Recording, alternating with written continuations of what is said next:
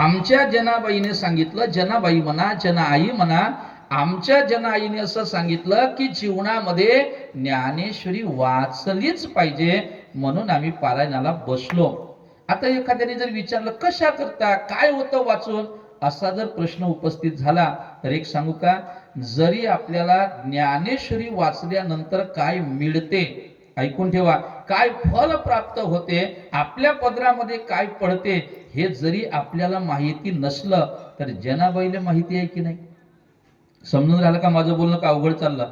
जनाबाईला माहिती आहे की नाही का ज्ञानेश्वरी वाचल्यानंतर काय मिळणार आहे, ज्ञानेश्वरी वाचल्यानंतर आपल्या पदरात काय पडणार आहे, हे आपल्याला जास्त कळते की जनाबाईला? कोणाला कळते?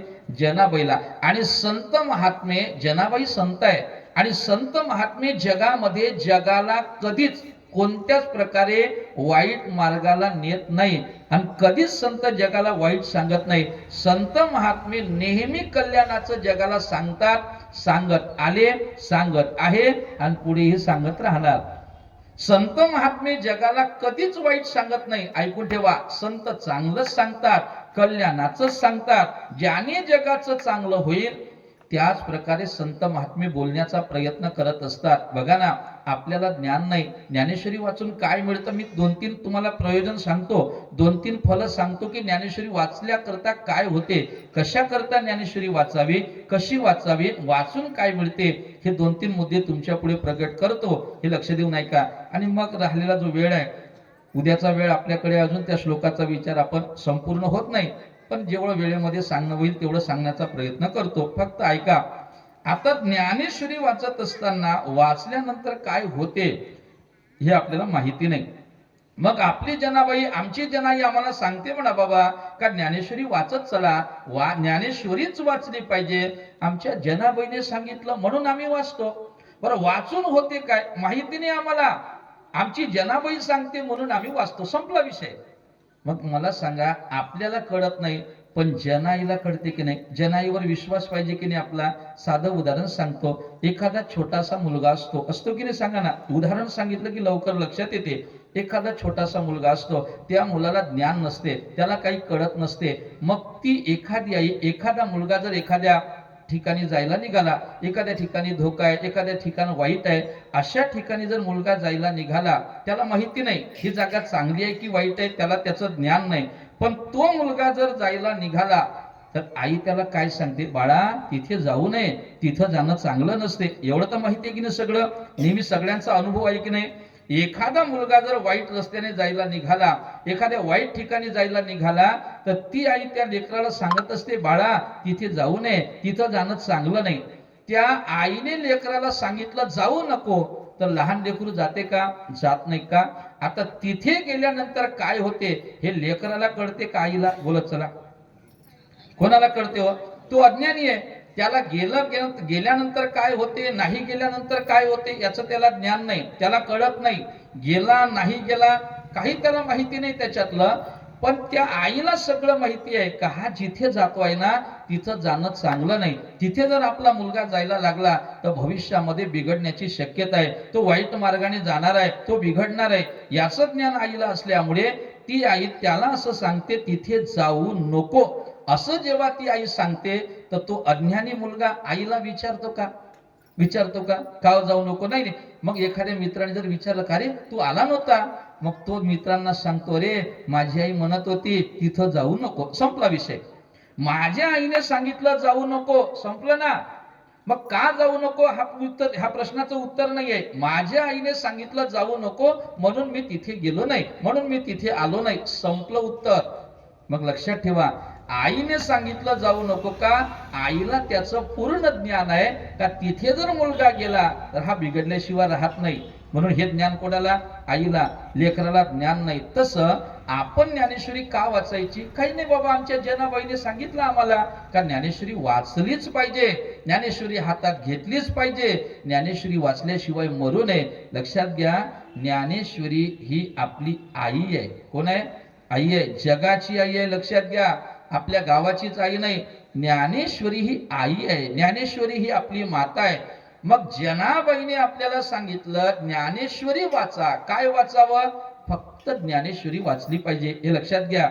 मग पुन्हा शंका, महाराज तुम्ही असं म्हणता जनाबाईने फक्त ज्ञानेश्वरीचाच उल्लेख केला, बरोबर आहे की नाही? जनाबाईने तुकाराम गाथ्याचा विचार केला नाही, जनाबाईने गजानन विजय ग्रंथाचा विचार केला नाही. सांगू तुम्हाला त्याचं कारण आहे. जनाबाई होती तेव्हा तुकाराम महाराज नव्हते, झोपले नाही ना. ऐका बरं का, जेव्हा जनाबाई होती तेव्हा तुकाराम महाराज नव्हते, तुकाराम महाराज नव्हते म्हणजे गाथा नव्हती. जनाबाई होते तेव्हा गजानन महाराज अवताराला यायचे होते, लक्षात घ्या. जेव्हा जनाबाई होती तेव्हा गणुदास महाराज यायचे होते, गजानन विजय ग्रंथ तयार व्हायचा होता. हे सगळं जनाबाईच्या काळात झालं असतं तर जनाबाईने यांची त्या ठिकाणी उल्लेख केला असता. पण जनाबाईच्या काळामध्ये असा एकमेव ग्रंथ फक्त होता, ती म्हणजे ज्ञानेश्वरी. ऐका मी कशा करताय सगळं सांगतोय.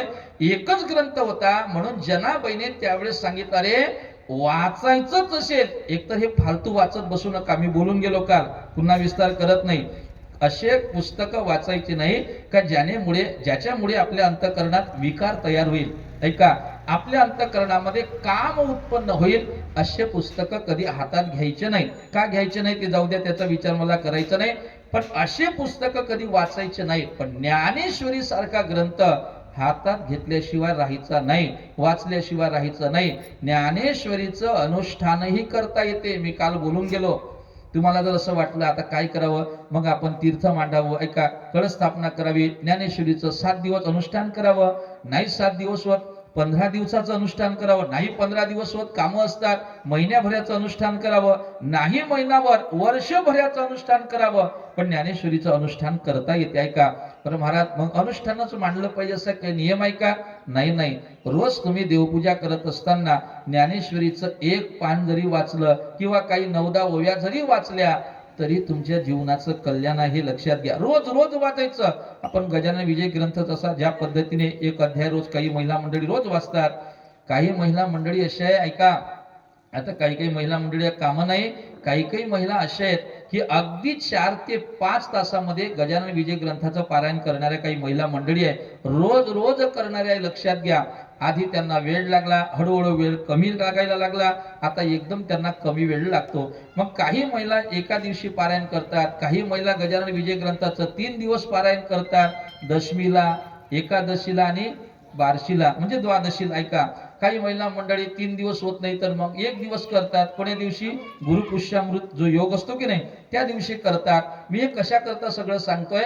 रोज जसं आपण गजानन विजय ग्रंथाचं पारायण करतो त्या पद्धतीने रोज ज्ञानेश्वरीच्या सुद्धा आपण ओव्या वाचल्या पाहिजे, हे लक्षात घ्या. कशा करता? यानेच आपल्या जीवनाचं कल्याण होतं, नाहीतर होऊ शकत नाही. मग ऐका, काय वाचलं पाहिजे? फक्त ज्ञानेश्वरीच वाचली पाहिजे. कळालं महाराज, आम्हाला ज्ञानेश्वरी वाचली पाहिजे इथपर्यंत आमच्या लक्षात आलं. फक्त वाचून चालत नाही. आता ऐका बरं का, वाचून चालत नाही, वाचावी, बरोबर आहे ना, वाचावी ज्ञानेश्वरी इथपर्यंत जनाबाईने सांगितलं. त्याचं फल नंतर आपण विचार करू. फक्त काय वाचावं याचा विचार आपला चालू आहे. फक्त ज्ञानेश्वरीच वाचावी. कळालं? वाचून चालत नाही. फक्त झोपू नका, नुसतं वाचून चालत नाही. मग ती ज्ञानेश्वरी वाचत असताना आपल्या अंतःकरणामध्ये भावही असणं आवश्यक आहे. ऐका बरं का, कारण भक्ती करत असताना त्या भक्तीला जर भावाची जोड नसेल, भक्ती प्रेमाविना ज्ञान नको देवा, अभिमान नित्य नवा तया माझी. ऐका, ते ज्ञान असो, संत महात्मे असं म्हणतात, ज्ञान द्यायचं असेल तर ते भक्तियुक्त ज्ञान असावं. भक्तियुक्त ज्ञान, प्रेमयुक्त ज्ञान असेल तर त्या ज्ञानाला किंमत आहे. केवळ ज्ञान दिलं काय आहे लक्षात घ्या, केवळ भक्तीही चालत नाही आणि केवळ ज्ञानही चालत नाही. कारण केवळ भक्ती असली तर ती आंधळी भक्ती होते, केवळ ज्ञान असलं तर अभिमान होण्याची शक्यता असते. तर या दोन्ही गोष्टी जीवनामध्ये आवश्यक आहेत, दोन्ही गोष्टी आवश्यक आहेत. आपण ज्ञानेश्वरी वाचत असताना ज्ञानेश्वरी वाचली पाहिजे. कळालं? नाही हो, महाराजांनी सांगितलं रोज 9-10 ओव्या वाचल्या पाहिजे. मग कशी ज्ञानेश्वरी उघडली, कशी 9-10 ओव्या वाचल्या आणि ठेवली, असं नाही. तुम्ही 5च ओव्या वाचा, पण त्या ओव्या वाचत असताना तुमच्या अंतःकरणामध्ये शुद्ध भाव असणं आवश्यक आहे. पहिला मुद्दा काय पाहिला आपण? काय वाचावं? फक्त ज्ञानेश्वरीच वाचावी. ऐकून ठेवा, कशी वाचावी, तर त्याचं उत्तर आपल्याला कोण देते माहिती आहे का? कोण देते हो? त्याचं उत्तर आपल्याला एकनाथ महाराज देतात बरं का. एकनाथ महाराज असं उत्तर देतात, भाव धरोनिया. आपण रोज कीर्तनातून ऐकत असाल, वाचे ज्ञानेश्वरी भाव धरोनिया. वाचा, पण आधी भाव धरोनिया हा शब्द एकनाथ महाराजांनी वापरला. त्याचा अर्थच असा आहे, भजन करा, नामस्मरण करा, काहीही जरी करायचं असेल तर त्याच्यामध्ये भाव असणं आवश्यक आहे.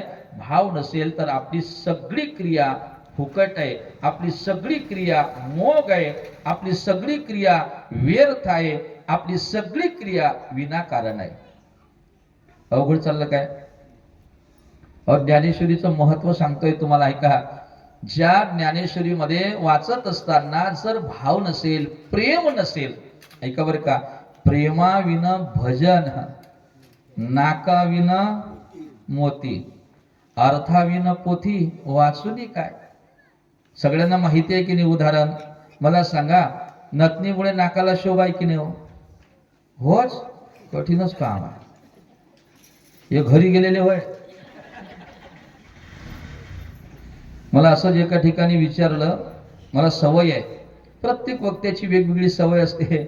मला एक सवय आहे, लक्ष देऊन ऐका, लक्ष देऊन ऐका, अशी मला सवय आहे. एका ठिकाणी असंच, आता यांना माहिती आहे वारीत असते नेहमी, तर असंच एका ठिकाणी विचारलं, म्हणजे महाराज तुम्ही असं का म्हणता, लक्ष देऊन ऐका, लक्ष देऊन ऐका. मी त्याला असं उत्तर दिलं, म्हटलं बाबा त्याचं कारण असं आहे का, बरेचसे लोक बसता बसता घरी जाते की नाही घरी. आता वेळ झाला, आता घरी गेलं पाहिजे, कधी प्रवचन संपते, कधी आरती होते, असं होते की नाही. घरची कामं राहिली, कधी कधी बसता बसता काही श्रोते घरी जाते. मग मी लक्ष देऊन ऐका म्हटलं का लगेच ते घरून इथे येते. खरं आहे का खोटं आहे? म्हणजे तुम्ही मग सावध होता की नाही? कधी कधी मग तुम्ही बेसावध असता, शरीरानं इथं असता, मनानं घरी जाता. मग मी लक्ष देऊन ऐका म्हटलं का लगेच तुम्ही सावध होता. लगेच वेळ लागते का यायला? वेळ लागत नाही. शरीराने, आपण मनाने जात असतो. म्हणून मला ती सवय पडली. मी कशा करता हे सगळं सांगतोय, ज्याप्रमाणे नथनीमुळे नाकाला किंमत आहे की नाही, अजूनही होच म्हणते का, नाकामुळे नथनीला किंमत आहे. नाकामुळे, बरोबर आहे की नाही, नाकामुळे नथनीला किंमत आहे. अरे भगवंतानी नाक दिलं नसतं तर नथनी कुठं लावली असती आपण, बरोबर आहे की नाही. म्हणून कबीर महाराज ते उदाहरण वगैरे सांगत नाही, फक्त कबीर महाराजाचं वाक्य सांगतो. कबीर महाराज असं म्हणतात, नथनी दी जिस यारने, यार दोन शब्द याच्यामध्ये दोन्ही यारचे अर्थ सांगतो. नथनी दी जिस यारने उसे सुमरण करी बार बार, अरे नाक दिया जिस यारने उसे भूल गई नार. बरं का, पहिल्या वाक्यात यार शब्द आहे आणि दुसऱ्या वाक्यात यार शब्द आहे. नथनी दे जिस यारने उसे सुमरण करी बार, इथे यार शब्दाचा अर्थ आहे मालक, म्हणजे नवरा. यार म्हणजे नवरा. आहे का, आपल्या नवऱ्याने नथनी करून आणल्यानंतर किती नवऱ्याचं वर्णन करते, काय माझा नवरा चांगला आहे, काय माझा, हे नथनी करून आणल्यावरच असते 8-10 दिवस. फार हुशार बाय, काय लक्षात घ्या, नंतर शिवाई देते. मग ऐकून घ्या बरं का, मी कशा करताय सगळं सांगतोय.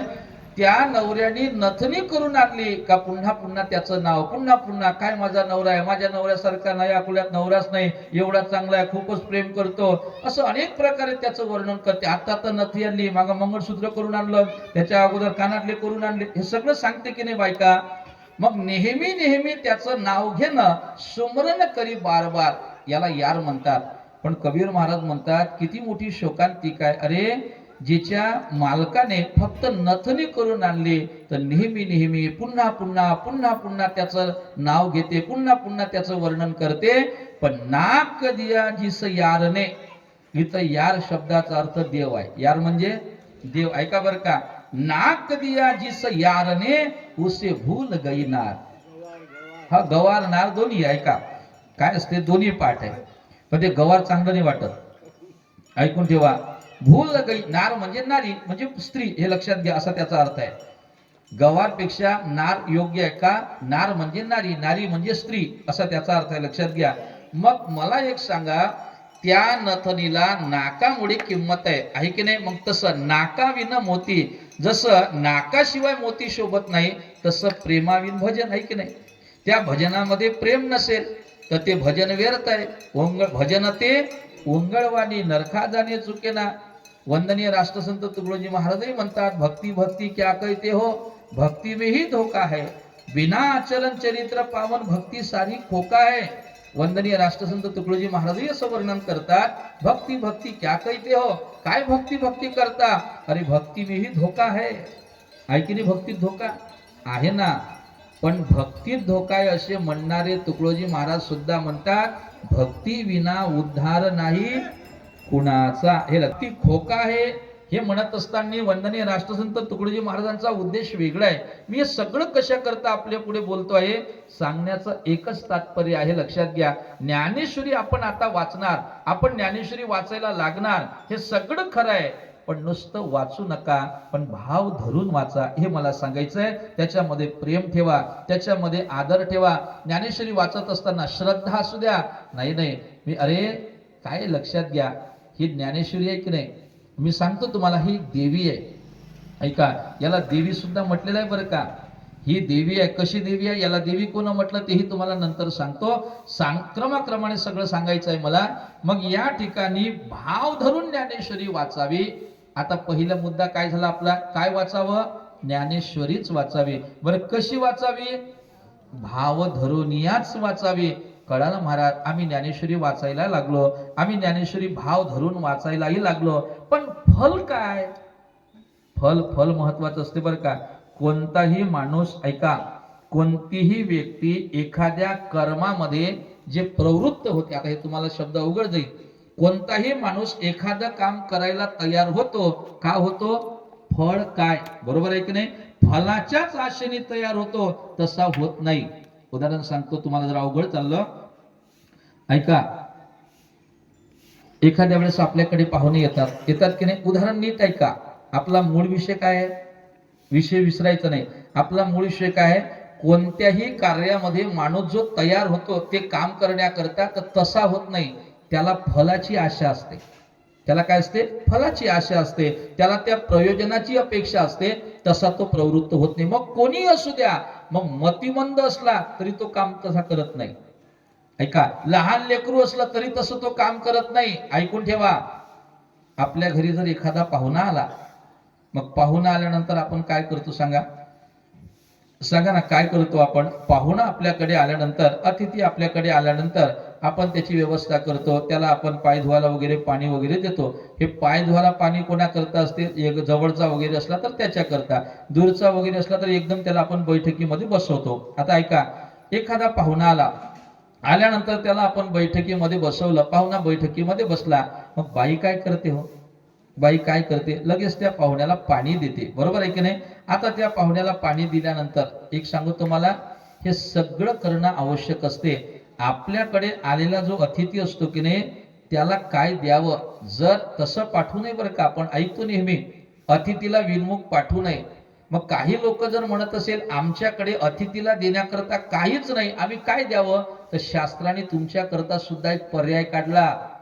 फक्त झोपू नका, असा पर्याय काढला, अतिथी जर तुमच्या घरी आला असेल आणि तुमच्या घरी त्याला चहा पाजण्याची जर व्यवस्था नसेल, त्याला पाजण्याकरता जर तुमच्या घरी पाणी नसेल, तर शास्त्रामध्ये काही बिघडत नाही. मग एक काम करा, तो तुमच्या घरी आल्यानंतर तुम्ही त्याला चहा पाजू शकत नाही, तो तुमच्या घरी आल्यानंतर त्याला तुम्ही पाणी पाजू शकत नाही. मग शास्त्र म्हणते, एक काम करा, नका त्याला चहा पाजू, नका त्याला पाणी पाजू, पण एक काम तर होते की नाही आपल्याला, ते तर तुमच्याकडे आहे की नाही, काय तोंड आहे ना, तोंड आहे की नाही, सगळ्यांना तोंड. मग शास्त्र असं सांगते, जर सगळ्यांना जर तोंड असेल तर त्या अतिथीला फक्त प्रेमाचे 2-4 शब्द द्या, म्हणजे त्या अतिथी सोबत प्रेमाने बोला, एवढीच त्याला अपेक्षा असते, दुसरी त्याला अपेक्षा नसते. हे लक्षात घ्या. जर आपण त्याच्याशी प्रेमाने बोललो, 2-4 शब्द त्याच्याशी जर आपण बोललो, तर तो अतिथी प्रसन्न होतो, आणि प्रसन्न झाल्यानंतर तो आपल्याला आशीर्वाद देऊन जातो. मी कशा करता सांगतोय, आपल्याकडे एखादा पाहुणा आला, बैठकीत बसला, आणि बसल्यानंतर त्या बाईने लगेच त्या पाहुण्याला पाणी दिलं. पाणी दिल्यानंतर लगेच शेगडी पेटवली, त्याच्यावर गंज ठेवला, त्याच्यामध्ये पाणी टाकलं, चहापत्ती टाकली, साखरेचा डब्बा उघडला, पण योगायोग साखर संपली. मग आता साखर संपल्यानंतर एखादी बाई बैठकीत येऊन पाहुण्याला सांगते काय, तुमच्याकडे नाही सांगत काय, सांगते का पाहुणे बुवा साखर संपली आता चहा नाही, असं होते का? नाही नाही. मग दोनच पर्याय असतात, एक तर ती हातात कप घेते आणि शेजारी जाऊन उसनी आणते, वापस नाही करत. काही काही बाया ऐका, काही काही बाया करते पण काही काही अजिबात करतच नाही. ऐका बरं का, विनोदाचा भाग सोडा. कप घ्यायचा, शेजारी जायचं, एखादी वाटी घ्यायची, शेजारी जायचं, कप भर साखर उसनी आणायची, एक पर्याय. नाहीतर मग दुकानात जायचं. बरोबर आहे. त्या बाईने साखरेचा डब्बा उघडला, साखरेचा पत्ता नाही, साखर संपली. आता काय करावं? शेगडी पेटवली, त्याच्यावर गंज ठेवलेला आहे, पाणी टाकलं, चहापत्ती टाकली, लगेच गॅस, ती शेगडी कमी केली, गॅस कमी केला, लगेच कपाटाजवळ गेली, कपाट उघडलं, 50ची नोट काढली आणि मागच्या दरवाज्यातून बाहेर आली आणि भिरी भिरी इकडे तिकडे पाहायला लागली. काय हो, काय पाहायला लागली? एखादा कोणी मुलगा दिसतो काय? बरोबर आहे. मग इकडे तिकडे पाहत असताना त्या बाईला एक छोटासा मुलगा दिसतो. दिसल्यानंतर ती बाई त्या मुलाला आवाज देते, बाळा इकडे ये. तो बाळ धावत येते आणि धावत आल्यानंतर ती बाई सांगते, बाळा एक काम कर. काय काकू? तू मला दुकानात जाऊन साखर आणून दे. लवकर आण बरं का, चहा ठेवलेला आहे, लवकर आण. ती मावशी, ती काकू त्या मुलाच्या हातात पैसे देते. देत असताना साखर आण असं सांगते. मग त्यावेळेस तो मुलगा त्या मावशीला, त्या काकूला प्रश्न करते, मला काय भेटेल? बरं, लहान लेकरू सांगतो मी तुम्हाला, मला काय भेटेल? मग तिच्या लक्षात येते, याला जर आपण काही दिलं नाही तर हा साखर आणणार नाही. मग ती अशी सांगते, 45 रुपयाची साखर होते, 5 रुपये उरते, 5 रुपयाची तू चॉकलेट खाजो आणि लवकर साखर घेऊन येजो, असं सांगते की नाही? ज्या वेळेस त्याला अशी ती सांगते का याच्यामधले 5 रुपये तू घ्यायचे, मुलगा आरामात जातो का धावत जातो? कसं? हे सगळं आपल्या अनुभवाचंच आहे ना. मुलगा कसा करतो? धावत जातो आणि धावत जाऊन साखर आणून देतो, 5 रुपये काय करायचं तो करतो. माझा मुद्दा संपला. लहान मुलगा सुद्धा एखादं काम करत असताना कशाची अपेक्षा आहे? फलाची अपेक्षा आहे.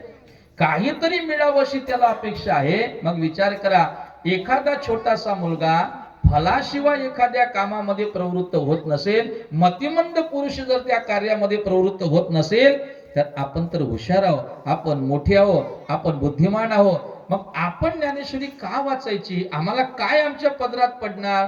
सांगू तुम्हाला काय असते पहा. फलाचा विचार करत असताना फल 2 प्रकारचे असतात. ऐका, मी ज्ञानेश्वरी वाचल्यानंतर काय मिळते ते सांगतोय आपल्याला, ऐकून ठेवा. फलाचे 2 प्रकार असतात. एक दृश्य फल असते, ऐकून ठेवा, आणि एक अदृश्य फल असते. कळून राहिलं का माझं बोलणं? मी पहिले जरा कठीण सांगतो, मग सोपं करून सांगतो.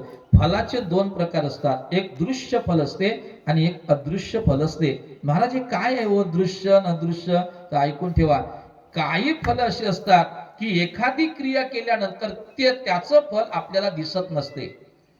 बरं, काही क्रिया अशा असतात की त्या केल्यानंतर त्याचं फल लगेच आपल्याला दिसतं. उदाहरण सांगतो. मला सांगा, आपण पराठीला पाणी देतो की नाही? काय होतं? पराठीला पाणी देणं हे क्रिया आहे. पण पराठीला पाणी दिल्यानंतर 9-10 बोंड वाढतात की नाही? हे फल दृश्य आहे का अदृश्य आहे? दिसून राहिलं. आपण जर पराठीला पाणी दिलं तर 9-10 बोंड वाढणार आहे ना, जास्त होणार आहे. हे दिसणारं काय फल आहे. काही अदृश्य फल असते. आता रोज स्त्रिया तुळशीला पाणी घालतात, किती बोंड लागते हो? किती शेंगा लागते? समजून नाही राहिलं का? बरं, आपण तुळशीला पाणी घालतो, बोंड लागते का तिला? हा, मग तरी आपण तिला पाणी घालतो, काय कारण? विनाकारण आहे का? विनाकारण घालतो का? मग तुमचा विश्वास आहे की नाही की तुळशीला पाणी घातल्यानंतर काहीतरी आपल्याला मिळणार आहे. मग हे दिसणार फल आहे का न दिसणार आहे? अदृश्य आहे. एकदम थोडी दिसणार आहे. ऐका, तुळशीला पाणी घातलंच पाहिजे. कोण म्हणतं? संत महात्मे सांगतात, काळ सारावा चिंतने, एकांतवासी गंगा स्नाने, देवाच्या पूजेने प्रदक्षिणा तुळशीच्या. तुळशीला पाणी घातलं पाहिजे, तुळशीला प्रदक्षिणा घातली पाहिजे. पण आता तुळशीला प्रदक्षिणा घालायची असेल तर भिंत पाळा लागते. बरोबर आहे की नाही? आपल्यालाच आपण प्रदक्षिणा करतो, असं जाऊ द्या. असं शास्त्र आहे. तुळशी अंगणा बघा तुम्ही, मोठे जुने जे वाडे आहे ना, आहे की नाही? बघा तुम्ही प्रत्येक गावामध्ये जे जुने वाडे जर आपण पाहिले, तशा मोठमोठ्या वाड्यांमध्ये तुळशा मधात आहे. आहे की नाही? बघा तुम्ही अजूनही काही काही वाड्यांमध्ये. का तुळशी अंगणाच्या मधोमध याच्या करता पाहिजे का जेणेकरून तिला प्रदक्षिणा घालता येईल नाही, एकदम मधोमध, पण प्रदक्षिणा घालता आली पाहिजे अशा ठिकाणी आपल्याला ठेवता येते की नाही. सांगण्याचं तात्पर्य एवढंच आहे की तुळशीला पाणी घालत असताना आपल्याला त्याचं फल दिसत नाही, म्हणजे फल नाही असा त्याचा अर्थ नाही, ते अदृश्य फल आहे, दिसत नाही आपल्याला. मग तुळशीला पाणी घातल्यानंतर अदृश्य फल आहे. तसं ज्ञानेश्वरी वाचल्याबरोबर आता तुम्हाला असं वाटत असेल का उद्या ज्ञानेश्वरीचं पारायण आता पूर्ण होणार, तुमचा काही पगार वाढणार का 2-4 क्विंटल कापूस वाढणार, या उद्देशानं बसल्या काय? ऐका हो, आता ज्ञानेश्वरी वाचल्यानंतर काही टक्के जास्त भेटत असंही नाही, उलट कमी भेटू शकते, कापूसही कमी होऊ शकते. ऐकून ठेवा, हे लौकिक फल आहे, या फलाचा विचार करू नका. ज्ञानेश्वरी वाचत असताना आमचं असं होईल आमचं तसं होईल असा विचार करू नका. जनाबाईने जर सांगितलं ज्ञानेश्वरी वाचा तर काहीतरी त्याचं फल असलं पाहिजे, एवढा विश्वास संतावर आवश्यक आहे. सांगू तुम्हाला, फार महत्वाचा आहे. परमार्थ करत असताना परमार्थ हा 3 गोष्टीशिवाय चालत नाही. ऐका बरं का, या 3 गोष्टी जर परमार्थात असेल तरच परमार्थ पूर्ण होतो, नाही तर परमार्थ पूर्ण होत नाही. आपण रोज 9-10 मंदिरात फिरत असाल त्याला परमार्थ म्हणत नाही. ऐकून ठेवा, आपण रोज गजानन विजय ग्रंथ वाचत असेल त्याला परमार्थ म्हणत नाही, परमार्थ याला म्हणत नाही. रोज आपण माळ करत असू यालाही परमार्थ म्हणत नाही, रोज हरिपाठ करत असू यालाही परमार्थ म्हणत नाही. परमार्थ परमार्थ म्हणजे काय, ज्याच्यामध्ये 3 गोष्टी असतात त्यालाच खरा परमार्थ म्हणतात बरं का. काय काय पाहिजे परमार्थाला, ऐकून ठेवा बरं का, विस्तार करत नाही. परमार्था करता 3 गोष्टी आवश्यक असतात. पहिली गोष्ट, परमार्थ त्याला म्हणतात ज्याच्यामध्ये विश्वास आहे, 1. परमार्थ त्याला म्हणतात ज्याच्यामध्ये प्रयत्न आहे, 2. आणि परमार्थ त्याला म्हणतात ज्याच्यामध्ये सातत्य आहे, 3. सातत्य म्हणजे नेहमी, ऐका, चालू ठेवणे, बंद न करणे. पहिला मुद्दा आहे विश्वास. ऐक नाही, परमार्थ करत असताना विश्वास पाहिजे की नाही, परमार्थ करत असताना सातत्य पाहिजे की नाही, सांगा ना. परमार्थ भक्ती करत असताना बिना विश्वासाची भक्ती होते का? नाही, विश्वास आवश्यक आहे. काय झालं, एक उदाहरण सांगतो तुम्हाला, तुम्ही ऐकलं की नाही मला माहिती नाही, ऐकलंही असू शकते, पण ऐका, विश्वास कसा असावा. ज्ञानेश्वरी वाचत असताना आपला जनाबाईवर विश्वास कसा पाहिजे. जनाबाई सांगते ना आमचं कल्याण होईलच, हा विश्वास पाहिजे, हा दृढ विश्वास पाहिजे. हे लक्षात ठेवा. विश्वास कसा असावा, दृढ विश्वास असावा. त्याच्याकरता एक आठवलं म्हणून एक उदाहरण सांगतो. काय झालं, एक मनुष्य भगवंताच्या भेटी करता तप करायला निघाला. ऐकून ठेवा, त्याला असं वाटलं आपण देवाला प्राप्त करून घ्यावं, देवाच्या भेटी करता तप करावं असं त्याला वाटलं, आणि तो भगवंताच्या भेटी करता तप करायला लागला. तप करता करता अनेक वर्ष झाली. ऐकून ठेवा, अनेक वर्ष एका झाडाखाली बसलेला, आणि एका झाडाखाली बसून तप करत असलेला भगवंताचं त्याने अनुष्ठान मांडलं आणि भगवंताचं स्मरण करून भगवंताचा धावा करायला लागला. बरेच वर्ष झाले. त्याची दाढी वाढली, त्याच्या जटा वाढल्या, त्याच्या नखाच्या चुमड्या झाल्या. फक्त तुम्ही झोपू नका, त्यानं डोळे लावले, तुम्ही लावा. तो ध्यान करून आला म्हणून डोळे लावले. आहे का, त्यानं डोळे लावलेले, नखाच्या चुमड्या झालेल्या, त्याची दाढी वाढलेली, त्याच्या जटा वाढलेल्या, हे सगळं त्याचं वाढलेलं, कारण अनेक वर्ष झाली होती. पण देव काही त्याच्या स्वप्नातही येईना, त्याला देव भेटतच नव्हता. काय करावं काही कळेना. योगायोगाने काय झालं, कर्मधर्म संयोगाने देवर्षी नारदाची स्वारी निघाली, आणि देवर्षी नारद त्या रस्त्याने जाता जाता नारदाने त्याच्याकडे बघितलं, रे कोणीतरी साधू दिसतो, कोणीतरी महात्मा दिसतो, चला म्हणे योगायोगाय बोलून घेऊ, भेटून घेऊ असं नारदाला वाटलं. आणि नारदाने काय केलं, नारायण नारायण असा गजर केला. आणि त्या व्यक्तीने काय केलं, आता तो महात्मा झालेला होता, दाढी जटा वाढलेल्या, भगवंताचं तप करतोय, तो साधूच झाला. त्याने डोळे उघडले, नारदाला नमस्कार केला. नारदाने त्याला विचारलं, कोण आपण? मी अमुक अमुक. कशा करता बसला? काही नाही म्हणे, देवाच्या भेटी करता तप करतोय. मग देवाच्या भेटी करता तप करता म्हणे, हो देव भेटले का? नाही म्हणे, अजूनही स्वप्नात आले नाही. अरे बापरे, किती दिवस झाले? अनेक वर्ष झाली म्हणे, पण अजूनही देव भेटला नाही. बरं बरं, तुम्ही कुठे निघाले नारदा? नारदाने सांगितलं, काही नाही, देवाकडेच निघालो. पा नारदाला किती सोपं आहे देवाचं दर्शन, मनात आलं तेव्हा देवाच्या दर्शनाला नारदाला जाता येते. नारदाने सांगितलं, मी देवाच्या भेटी. देवाच्या भेटी करता म्हणे, हो महाराज. नारदा एक काम करा म्हणे, काय? तुम्ही एकदम देवाच्या दर्शना करता जाता, तुम्ही भाग्यवान आहात, तुम्ही महान महर्षी आहात, तुम्ही ब्रह्मर्षी देवर्षी वगैरे सगळं तुम्ही आहात. एक काम कराल का म्हणे? काय? काही नाही, देवाला एक माझा निरोप द्याल का? ऐकून ठेवा, किती विश्वास पाहिजे हे ऐका, किती सातत्य पाहिजे हे लक्षात ठेवा. त्या महात्म्याने नारदाला सांगितलं, माझा एक देवाला निरोप द्याल? नारदाने सांगितलं, काय अडचण आहे म्हणे बाबा, मी योगायोग चाललोच आहे, जाता जाता तुमचा निरोप द्यायला काय हरकत आहे, पैसे थोडी लागतेत, काय तुमचा निरोप आहे सांगा म्हणे. ऐका बरं का, त्या महात्म्याने नारदाला सांगितलं म्हणे, देवाला एवढंच विचारा का एक व्यक्ती तुमच्या भेटी करता तप करतो आहे, त्याला अजूनही तुम्ही भेट दिली नाही, तुम्ही त्याला भेट देणार की नाही आणि कधी देणार, एवढं त्या देवाला विचारा म्हणे. तो काय म्हणतो की येता येता मला सांगा. एवढा निरोप दिला. नारदाने सांगितलं, ठीक आहे म्हणे, हा लक्ष देवा, ठीक आहे. नारदाने नारायण नारायण म्हटलं, नारद निघाले, त्याने पुन्हा डोळे लावले आणि तपश्चर्या करण्याकरता बसला. बरं का, लक्ष देऊ नका, झाडाखाली बसलेला. नारद गेले वैकुंठात. नारायण नारायण नारायण. देवाला आनंद झाला. या नारदा, या नारदा, बसा बसा. नारदाचा आदर सगळीकडे आहे, सगळीकडे नारदाचा आदर आहे. नारदाचा सन्मान वगैरे झाला. देवाचं दर्शन नारदाने केलं. काही आपसामध्ये थोडी चर्चा चालू झाली आणि बोलता बोलता नारदाला अचानक आठवण झाली. बरं का, बरं झालं नारद आमच्या बाबासारखे भुलल्याने सूचना द्यायचे, आहे की नाही, ऐका लक्ष देऊन. आणि मग नारदाला अचानक आठवण आली, देवा काय, अरे तुम्हाला एक निरोप होता म्हणे. कोणाच? आता याला माहिती नाही का हो, हा सर्वज्ञ आहे, बरोबर आहे की नाही, याला सगळं माहिती आहे. देवाने विचारलं, काय म्हणे नारदा? काही नाही, मी येता येता एक तुमचा भक्त, एक व्यक्ती तुमचं तप करत होता, तुमच्या भेटी करता त्याचं तप चालू आहे. आणि मग मी येता येता त्याला भेटलो, त्याला विचारलो किती वर्ष झाले, काय झाले, त्याने सांगितलं बरेचसे वर्ष झाले. मग मी त्याला विचारलं, देव भेटले की नाही? त्याने सांगितलं नाही म्हणे, अजून स्वप्नातही देव आले नाही. मग येता येता त्यांनी मग असं मला विचारलं, कुठं निघाले? मी सांगितलं वैकुंठात निघालो. मग त्याने मला एक निरोप दिला म्हणे. काय निरोप दिला नारदा? त्याने असं विचारलं म्हणे, देवाला विचारा, देवाला विचारा, एका भक्ताचा निरोप आहे आणि एक भक्त तुम्हाला असा म्हणतोय की तुम्ही त्याला भेट कधी द्याल, बरं का, कधी भेट द्याल एवढं विचारून या. म्हणून देवा त्याचं म्हणणं आहे तुम्ही त्याला कधी भेट द्याल, त्याने असं विचारलं. नारदाने जेव्हा देवाला विचारलं तेव्हा देव म्हणायला लागले म्हणे, नारदा काय, त्याचं म्हणणं काय?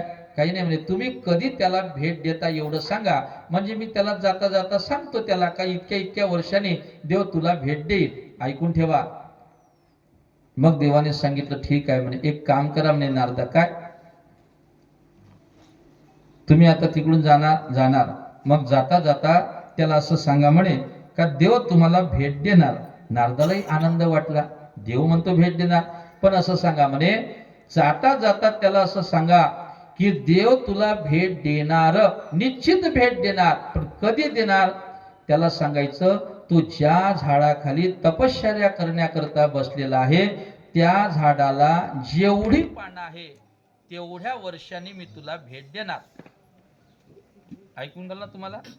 कधी भेट देणार? ज्या झाडाखाली तू तपश्चर्या करता बसलेला आहे त्या झाडाला जेवढी पानं असतील तेवढ्या वर्षानंतर मी तुला भेट देईल, एवढं त्याला सांगा. नारदाने डोळेच बंद केले. म्हणे तिकडून जाव का वलगाव मार्गे जाव का नांदुरा मार्गे जाव. म्हणजे नारदाला असं वाटलं आपण तिकडून जाणं आता योग्य नाही का, आपण देवाने सांगितलेला निरोप जर त्याला दिला, एक तर तो तपश्चर्या करता करता निघून तरी जाईल, नाही तर जीव तरी देईल, बरोबर आहे की नाही. मग त्याच्यापेक्षा तिकडून नाही गेलो तरी बरं इकडूनच जा, पडलो तर चालत रस्त्यानं रेल्वे गेटवर. गिरी महाराज त्या दिवशी इकडून आले आणि इकडून गेले, पडत होते. आपले गुरुवारी गिरी बाबा आले त्या दिवशी, त्यांच्या सोबत होते, आले इकडून आणि गेले इकडून. आपल्याला फोनच येत होता, पण बरं झालं आला नाही यांचा फोन. असं जाऊ द्या. आणि मग त्यावेळेस नारदाला असं वाटलं आता करावं काय. काय झालं म्हणजे नारदा विचार करायला, अहो देवा काय सांगू म्हणे तुम्हाला, अहो ज्या झाडाखाली तो तपश्चर्या करण्याकरता बसला ते झाड चिंचीच आहे ना. झोपले काय तुम्ही?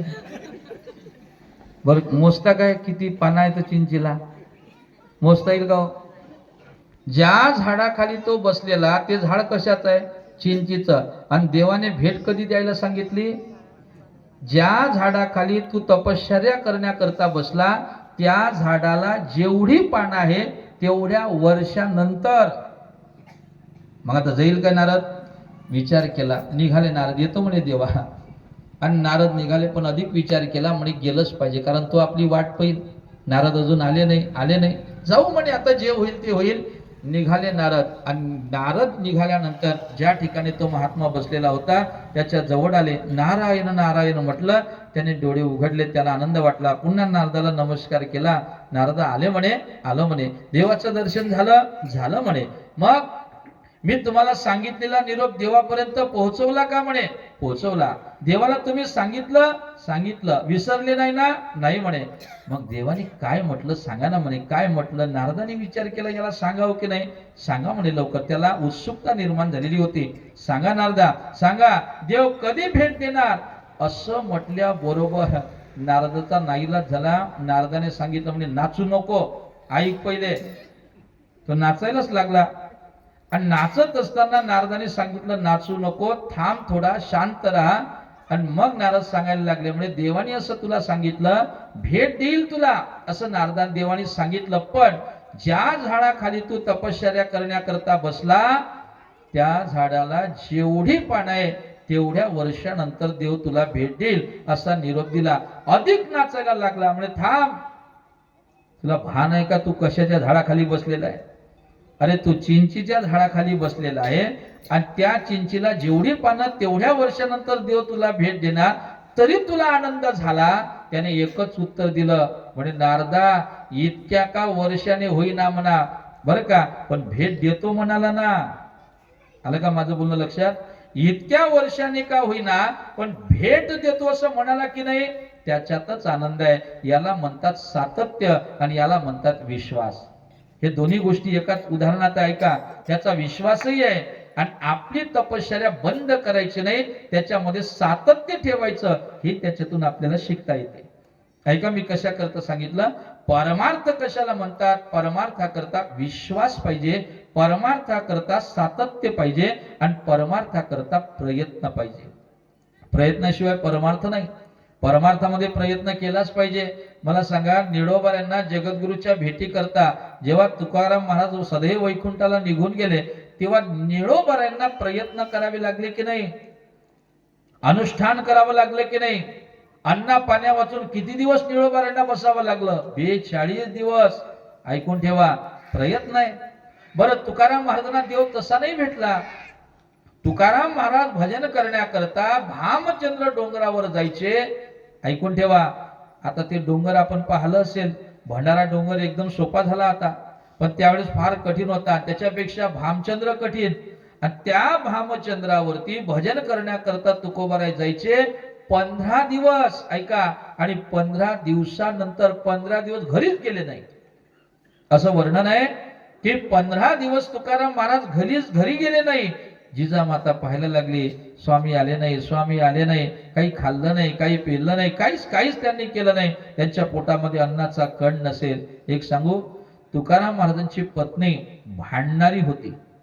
ऐकून ठेवा, तुकोबाराची पत्नी भांडणारी होती पण प्रेम करणारी होती. तुकोबारांनी खाल्ल्याशिवाय ती खात नव्हती. अशी ती जिजामाता. 15 दिवसानंतर तुकोबारांना देव भेटला. 15 दिवसा माझी साक्षात्कार झाला, असं तुकोबारायचं म्हणणं आहे. लक्षात घ्या, 15 दिवसानंतर तुकोबारांना देव भेटला. का? प्रयत्न आहे. परमार्थ म्हणजे प्रयत्न, परमार्थ म्हणजे सातत्य आणि परमार्थ म्हणजे विश्वास. या तिन्ही गोष्टी जेव्हा एकत्रित येतात त्याचं नाव परमार्थ आहे. लक्षात घ्या.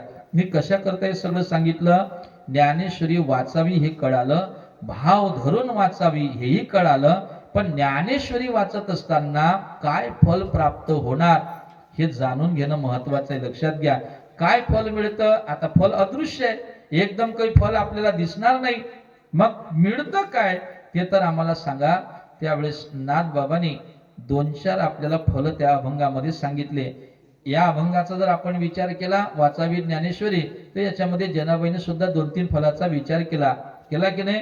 ज्ञान होय अज्ञानासी ऐसा वरत्या, किंवा या दोन्ही पाठ आहे, या टीकेसी आणि त्या टीकेसी. म्हणजे ज्ञानेश्वरीला असं वरदान आहे. ऐका, की जो कोणी ज्ञानेश्वरी पारायण मनोभावे करेल, भाव धरून या जर कोणी ज्ञानेश्वरी वाचत असेल तर ज्ञान होय अज्ञानासी ऐसा वरया टिकेसी. एवढंच नाही, ज्ञान होय मुढा, कितीही मूर्ख असू द्या, अति मूर्ख त्या दगडा. दगड दगड कळते की नाही? तुका म्हणे ऐशी बुद्धी ज्याची जड. काही काही माणसाच्या बुद्ध्या अशा असतात त्याच्यापेक्षा दगड बरे असते, है की नाही? तुका म्हणे अशी बुद्धी ज्याची जड, त्याहुनी दगड बरे देवा. अशाही बुद्धीचे लोक जर असेल आणि जर त्यांनी ज्ञानेश्वरी पारायण केलं, तेही काय होईल? तेही ज्ञानी होईल, त्यांनाही ज्ञान होईल. आणि शेवटचं सांगू काय, जनाबाईचा अधिकार लहान आहे का हो? रात्री कीर्तनकार महाराजांनी सांगितलं, श्रीकांत महाराजांनी सांगितलं की नाही? ऐकून ठेवा, जनाबाईचा अधिकार सामान्य नाहीये. सामान्य नाही. ज्या जनाबाईला मदत करण्याकरता भगवंतानी यावं, एवढा मोठा जनाबाईचा अधिकार. आणि ती जनाबाई काय म्हणते, जर कोणी ज्ञानेश्वरीचं पारायण करत असेल तर मी काय करेल? रात्री ऐकलं ना आपण, जनी त्याशी लोटांगणी. लक्षात घ्या, वाचिलो जो कोणी, जनी त्याशी लोटांगणी. ती जनाबाई आपल्याला लोटांगण घालते. याचा अर्थ असा आहे का ज्ञानेश्वरी वाचणाऱ्याचा अधिकार फार मोठा आहे, हे मला सांगायचं आहे. फार मोठा अधिकार आहे, लक्षात घ्या. आणि त्याचं फल सांगतो तुम्हाला. नाथबाबांनी 2-3 फल सांगितले. पहिलं फल सांगितलं, कृपा करी हरी तयावरी. हे पहिलं फल आहे. काय होतं ज्ञानेश्वरी वाचल्यानंतर? सांगा महाराज, सांगू. ज्ञानेश्वरी वाचल्यानंतर पहिलं फल सांगितलं एकनाथ महाराजांनी का त्याच्यावर भगवंताची कृपा होते. आणि ज्या दिवशी भगवंताची कृपा होते ना, त्या दिवशी आपण जन्माला येण्याची सार्थकता होते. त्या दिवशी आपला जन्म, ऐका, त्या दिवशी आपल्या मनुष्य देहाची सार्थकता, त्या दिवशी आपल्या मनुष्य देहाची कृतकृत्यता हे कशाने होते? ज्या दिवशी भगवंताची आपल्यावर कृपा होईल. कृपा होत नाही महाराज, सगळ्यावर देवाची कृपा होत नाही. मग देवाची कृपा जर व्हावी असं वाटत असेल तर आपण ज्ञानेश्वरीचं पारायण केलं पाहिजे.